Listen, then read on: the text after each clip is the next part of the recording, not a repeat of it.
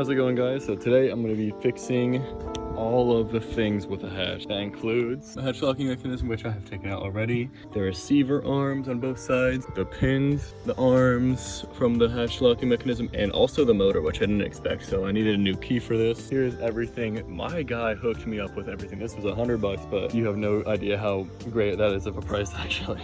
So let's get started. So I'm gonna start with getting these pins out because they look awful and I want to get them replaced first. Sometimes it's nice having rusted parts because this is supposed to spin independently, but since they're so rusted, it's all spinning together. It makes it easier for me since it'll all come together at the same time. They come apart. And sometimes it's nice having rusted parts. Well, I can put 2 nuts on it, which I have the 2 nuts, and then just turn it off, so I think I'll just do that. So I got this pin out, but it took the threads with it. Sometimes it's nice having rusted parts. And the nuts don't fit on this one because they're the right size, but I think it's just because it's broken off. It's peaked on one side. Oh, that's why I can't get a nut on it, because one of the threads went its own special direction.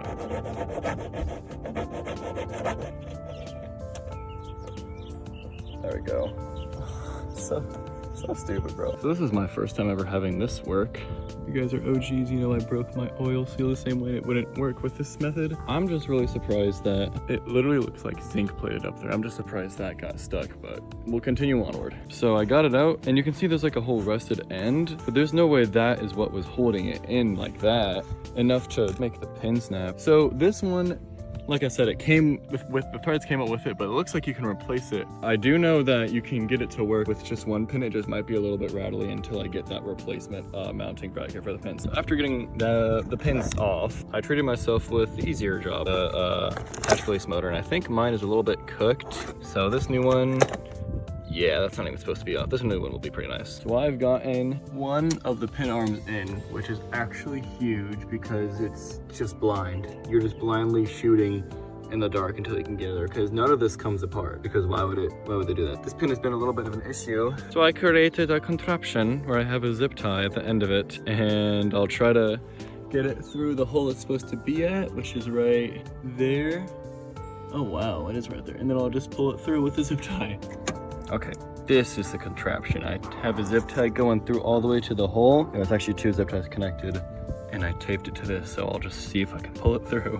Tape broke off in the process, but it went through. Dude, I'm a genius. So I started putting things together. I got that in. I got the whole locking system on. I got the motor on, and I got that in. And when I turn the key, watch it. Boom! Let me do it again for the people in the freaking back. Boom! So I will get to putting the new pin receiver arms in. So I just eyeballed it for the length of the pin. So I'm gonna turn the key and see how this works. Hey, it opens. Well, I don't want to close it actually, because it might just lock indefinitely. Oh shoot. Let me get it a little bit more tight. So I tighten it up. Let's check it now. I didn't think that was sufficient, so I did it again, and that looks pretty sufficient. Went ahead and put the second one in, and it feels nice having something fixed on your car that actually fixes it. I know the pin broke, but everything else is still intact. The fact that this one is in is all I really need to hear. I might still have to adjust it, but I think we'll be fine. So, it locks. The hard part is if I turn the key and try to lift it up, it's still stuck on that side, so I think I still need to adjust it. I guess I didn't open it up enough, so I'll get to fixing that, which will probably have to include some diving inside of the car and adjusting from there. Climbed in from the front and detached it right here, and then adjusted it again, and now it works. So you guys are gonna go in here and you're gonna watch it happen live.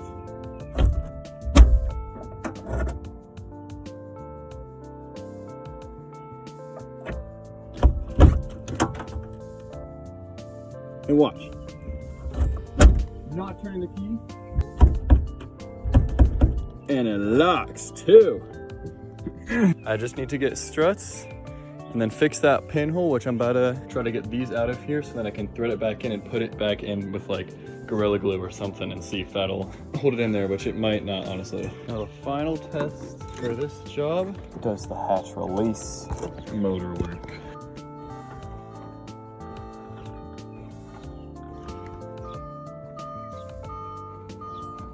No, that's what I'm freaking talking about, bro.